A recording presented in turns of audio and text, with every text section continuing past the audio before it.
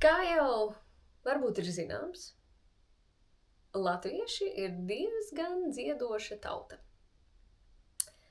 Manuprāt, mēs visi, vai lielākā daļa, bērnībā dziedājām korī, un uz lieliem svētkiem arī parasti bija jādzied.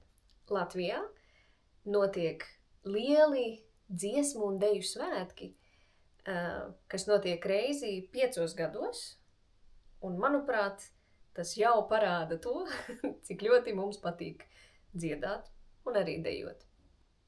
Kad es biju jaunāka, es diezgan bieži gāju uz koncertiem un pāris festivāliem, viens no kuriem saucās Zvērā, bet viņš vairs neeksistē, bet kādreiz bija ļoti forši.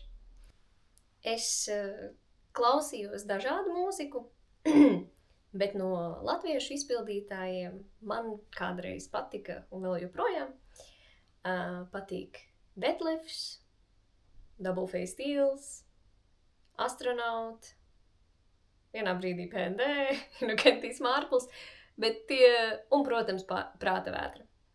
Bet tagad, ņemot vērā, ka es neeju tik daudz uz koncertiem,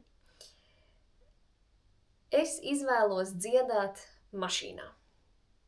Un pēdējā dziesma, ko es dziedu mašīnā ļoti sirsnīgi, ir Fēliksa Ķiģeļa dziesma Palaid vējā.